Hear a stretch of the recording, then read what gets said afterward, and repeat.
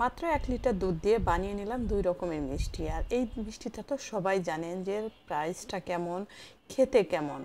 চলুন তাহলে দেখা যাক। সুপ্রিয় দর্শক, আসসালামু আলাইকুম, সবাইকে ওয়েলকাম।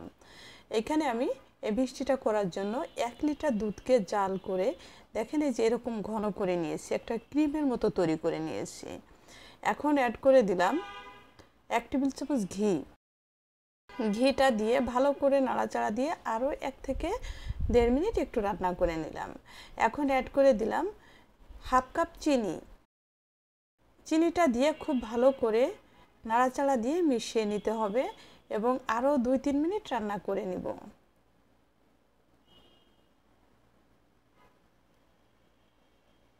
তিন মিনিট পর দেখেন এই পর্যায়ে চলে আসছে, অনেকটা ঘন হয়ে গেছে। এই পর্যায়ে অ্যাড করে দিলাম হাফ কাপ গুঁড়া দুধ। দুধটা দিয়ে খুব ভালো করে স্মুথলি মিশিয়ে নিতে হবে। খুব ভালো করে মিশিয়ে নিয়েছি। এখন অ্যাড করে দিলাম আরও 1 টেবিল চামচ ঘি। একটু টেস্ট করে দেখব, হাতটা ভিজিয়ে নিয়েছি। দেখেন হাতে নিলে যদি এরকম দলা পেকে যায় তখন বুঝতে হবে যে হয়ে গেছে এবং কড়াই থেকে উঠে আসবে। দেখেন এই যে এইভাবে কড়াই থেকে উঠে আসছে, তার মানে হয়ে গেছে। এখন নামিয়ে এগুলোকে গোল গোল করে এরকম বল করে নেব।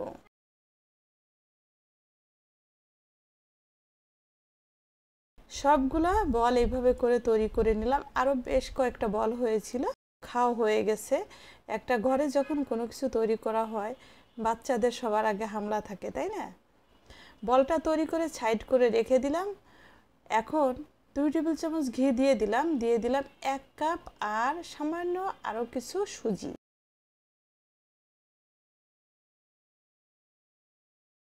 আর সামান্য কিছু বলতে 2 টেবিল চামচ পরিমাণ, 1 কাপ দিয়ে 2 টেবিল চামচ পরিমাণ বেশি সুজি দিয়েছি। সুজিটা খুব ভালো করে ভেজে এখন অ্যাড করে দিলাম হাফ কাপ চিনি এবং দিয়ে দিলাম এখানে 3 কাপ লিকুইড দুধ। দুধটা দিয়ে সামান্য একটু লবণ দিয়েছি। লবণ অবশ্যই দিতে হবে যাতে টেস্টটা ঠিকমতো আসে। ভালো করে মিশিয়ে যখন কিছুটা জাল উঠে আসছে অ্যাড করে দিলাম 2 টেবিল চামচ গুড়। গুড়টা এখানে দিয়েছি যাতে সুজিতে সুন্দর একটা কালার আসে, যার জন্য আপনারা চাইলে এটা স্কিপ করতে পারেন।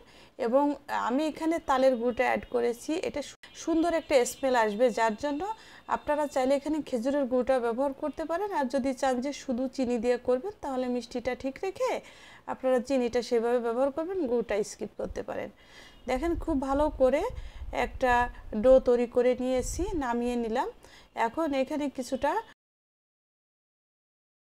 গুঁড়া দুধ অ্যাড করে দিলাম।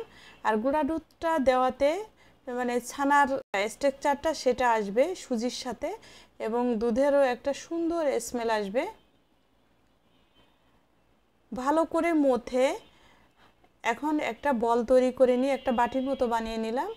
আর এটার ভিতরে অ্যাড করে দিলাম যে বলগুলো দুধের যে ক্রিম দিয়ে তৈরি করে রেখেছিলাম, এই বলটা দিয়ে ভালো করে সিল করে গোল করে হাতের সাহায্যে, 2 হাতের সাহায্যে এই যে এইভাবে করে একদম স্মুথ একটা বল তৈরি করে নিতে হবে এবং বলটা এমনভাবে তৈরি করতে হবে যেন কোথাও কোনো ফাটল না থাকে। দেখেন সবগুলো বল তৈরি করে নিলাম। কিছুটা গুঁড়া দুধ নিয়েছি, দুধের ভিতরে এইভাবে করে একটু কোট করে নিলাম। এই যে বলগুলো আমি তৈরি করে নিয়েছি এখান থেকে অর্ধেকগুলো আমি এভাবে করে গুঁড়া দুধে এইভাবে করে কোট করে নিব আর অর্ধেকগুলোকে আরেকটা শেপে মিষ্টি করে নিব। আর বাকি অর্ধেকগুলো দেখেন আমি এইভাবে 2 ভাগ করে নিয়েছি, আর ওটা আর দেখালাম না। একটা ছুরি দিয়ে এইভাবে করে 2 ভাগ করে নিয়েছি। তৈরি হয়ে গেল আমার।